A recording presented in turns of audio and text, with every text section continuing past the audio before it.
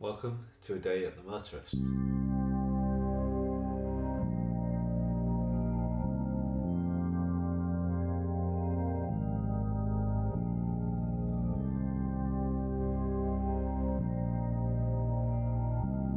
So my name's Sam. I'm a member of the Abarth Club and the Abarth North East groups. I've currently own a Fiat 124 Spider, so it's not an Abarth, but I've certainly had a couple of Abarths before that. And going even further back, my first car was a Fiat 500. I had a little bit of an issue with that, so I went straight to Facebook and found the 500 Owners Club. And also found that, as well as the quick responses to my question, that they were also organising meets, one of which was very local to me. The progression from the Fiat, like I say, was to the Abarth. I had such a good experience in the 500 club that I now wanted to go and seek out an Abarth club. We're really lucky in the Abarth scene that there is so many clubs around, and you're pretty much guaranteed to find one for your local area. Before I knew it, I suppose right now I'm in the car community. Yeah, so I'm Jamie. I'm one of the moderators in Abarth Club Yorkshire. Little car group for like Abarth owners, mainly around Yorkshire area. Obviously we do some meets with the North East people. This is my car. It's a Abarth 595 Competizione, 2020 model. I've had it about a year now. Yeah, obviously as soon as I got the car, I started doing a few little bits of it.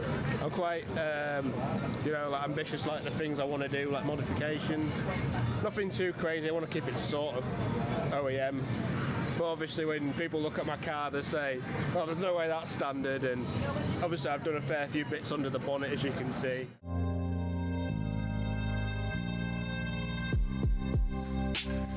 So the thing that sparked my interest in the car community was basically my parents, because when I was younger we always used to get new cars, and I spent most of our time in car garages. I mean, there wasn't amazing cars, but it was very interesting, and I guess it was a great place to be. I think a lot of people will say the parents. Now, my dad's always had an affinity for Fords, so he probably doesn't approve of the fact that I've gone down the Fiat route and gone somewhere totally different.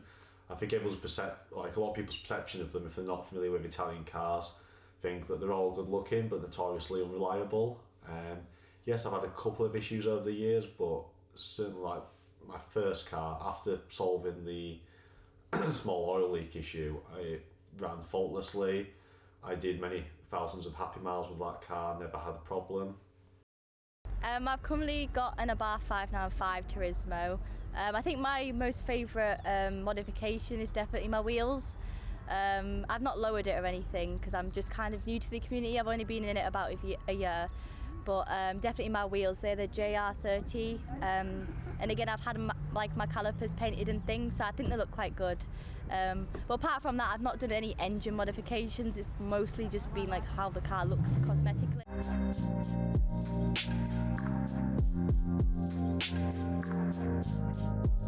I think definitely a lot in the car industry and the car community. There's a lot of nice places where you can meet. So today we're at the Motorist, and I think it's a really good venue. Again, with food and there's a shop and everything. And I think the car community again has this strength because it has events, and it's just a really easy way to just get into meeting new people. One of the good things I like about owning these cars is the car community itself. They're quite passionate with modifications and stuff, and there's a good sort of good niche for doing bits with. I tend to go to a lot of the car meets and stuff. Some of the people that run it, like me, ambitious, doing little things with it. A couple of drives out every now and then, and yeah, it's like I say, for what it is my daily car. It gets quite a lot of use. It takes to a lot of shows.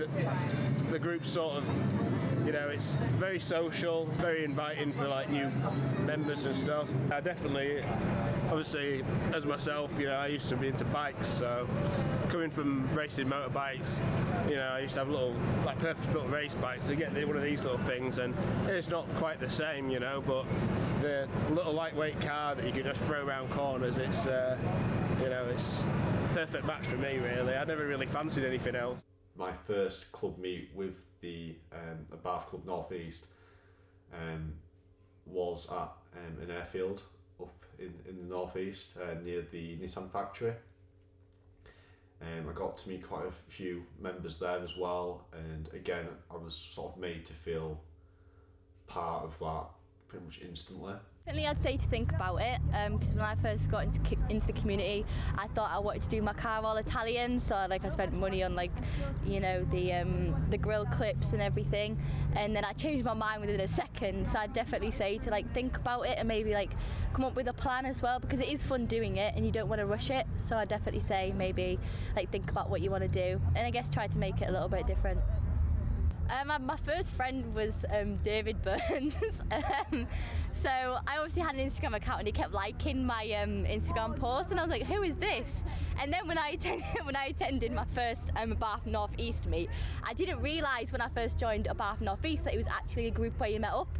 I just thought it was a group where you posted cars and stuff. So when I went to my first meet, David came up to me and he was talking to me, and I was like, this is who you are. This is who's been liking our Instagram posts. So definitely David was one of our first friends. Well, I've only been in the scene a year, but I'd definitely say going out on convoys and driving. That's definitely something you need to do as a group, because it's really, really fun. And I obviously, with having an Ego and a Clio before, there was not really any groups locally that did that type of stuff.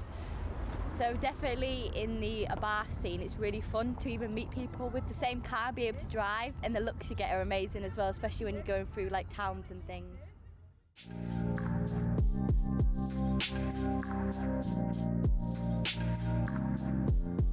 Both the North East and the Yorkshire clubs, there was a good mix. The North East, especially post-COVID and lockdown, they were holding quite a lot of meets. So I remember having a friend, and at the time I had no interest in cars, he could name every single car that passed you on the street, and it appealed to me in my mind. I was like, that's quite a cool skill, I want to be able to do that.